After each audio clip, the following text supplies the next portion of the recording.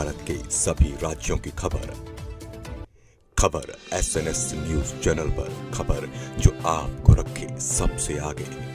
दिनांक 21 अक्टूबर recreation club Bhabua में प्रशांत किशोर जी ने जन स्वराज पार्टी की तरफ से बिहार में हो रहे उपचुनाव को लेकर, जिसमें कैमूर जिला के रामगढ़ विधानसभा प्रत्याशी का नाम नॉमिनेट करने में प्रशांत जी को हो रहा है कठिनाई। आज प्रेस वार्ता में उन्होंने बताया कि 22 अक्टूबर को 11 बजे दिन में व्हाट्सएप के माध्यम से रामगढ़ विधानसभा सेट नॉमिनेट कर दिया जाएगा। 5 को नाम में से प्रथम नाम विनायक जायसवाल, कितने नाम आनंद जी, सुशील जी, समीर जी, कैमूर भभुआ बिहार। नोट उन्होंने प्रशांत किशोर जिन्हें रजत को अपने रणनीति के माध्यम से नजर रखते हुए तीसरा स्थान भी नहीं ला सकते हैं।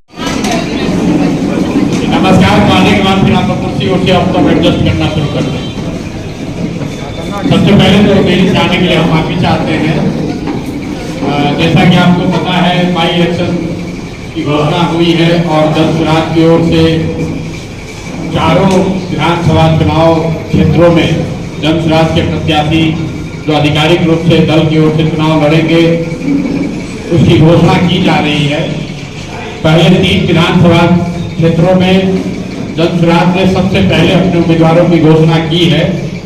जैसा कि आपको पता है, तरारी से lieutenant general vice chief of army staff SK Singh साहब की उम्मीदवारी की घोषणा की गई।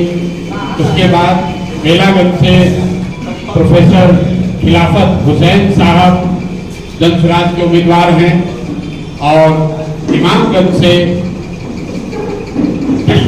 डॉक्टर जितेंद्र पासवान, ये 3 उम्मीदवार हम लोग पहले घोषित कर चुके हैं। जन स्वराज जब दल बना है उसमें हम लोगों ने ये घोषणा करी थी कि इसमें उम्मीदवारों का चयन कोई एक व्यक्ति, दल का नेता या कोई व्यक्तियों का समूह नहीं करेगा, बल्कि क्षेत्र की जनता करेगी। और जनता के सामने हम लोग 4, 5, 6 लोगों का विकल्प रखेंगे आधिकारिक तौर पर, और फिर जनता के पास ये अवसर होगा कि वो 3, 4, 5, 6 महीने तक उन सभी साथियों का आकलन करे। आकलन करने के बाद अपना मत वोट दे, ताकि उनमें से जो सबसे योग्य व्यक्ति है उसको उम्मीदवार बनाया जाए। अब इस पूरी व्यवस्था को 2025 के नजरिए से बनाया जा रहा है। स्वाभाविक तौर पर जो उपचुनाव है उसमें वो काम पूरी तरीके से हम लोग नहीं कर पाए हैं, क्योंकि जैसा कि आप जानते हैं कैमूर में शाहबाद के जिले में अभी पदयात्रा नहीं हुई है।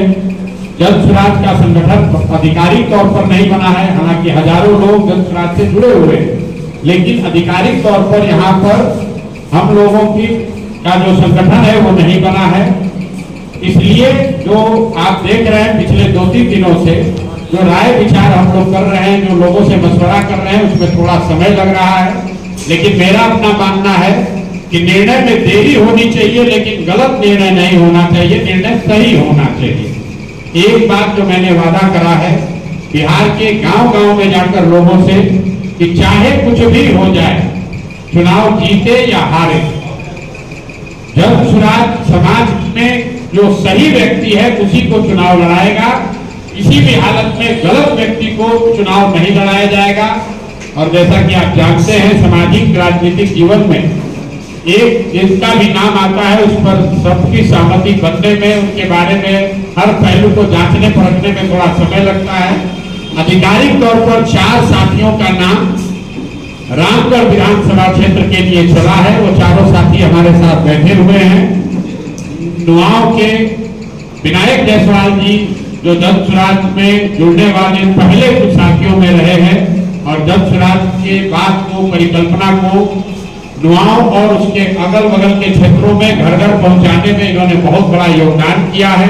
ये एक संभावित प्रत्याशी के तौर पर दावेदार भी हैं और जन स्वराज परिवार में लेकर इसकी चर्चा भी हो रही है।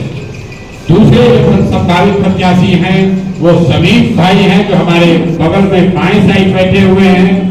ये भी बहुत शिद्दत से कई पिछले महीनों से, जब से हमारे साथ लगे हैं तब से बहुत मेहनत कर रहे हैं और पूरी तरीके से जन स्वराज के समर्पित जो साथी हैं उनमें इनकी गणना है, उसमें इनकी गिनती है। और ये भी एक संभावित प्रत्याशी के तौर पर इनका नाम भी चर्चा में है। तीसरे जो हमारे साथी हैं आनंद सिंह साहब, ये दुर्गावती प्रखंड के हैं।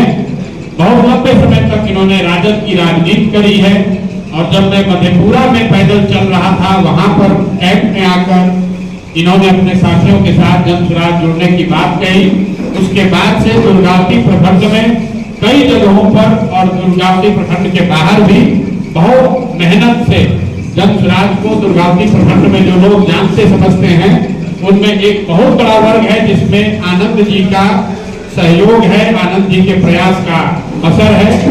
और चौथे एक सदस्य जो कि जन स्वराज से बहुत थोड़ा पहले से जुड़े हैं लेकिन जमीन पर बहुत सक्रिय नहीं रहे क्योंकि जुड़ने के बाद थोड़ा बीमार पड़ गए थे, सुशील कुशवाहा जी।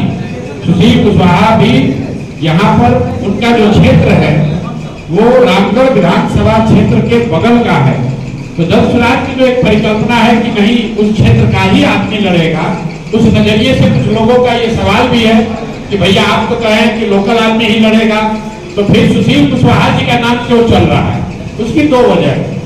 एक तो जिस पंचायत से सुशील जी आते हैं वो पंचायत डिलिमिटेशन से पहले तक रामगढ़ का ही हिस्सा रहा है।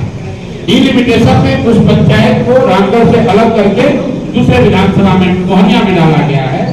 और दूसरा जन स्वराज में ये व्यवस्था है कि आप जिस क्षेत्र में रहते हैं अगर वो क्षेत्र आरक्षित है और आप SC/ST समाज के नहीं हैं तो आप बगल वाले क्षेत्र से अपने उम्मीदवारी का दावा कर सकते हैं।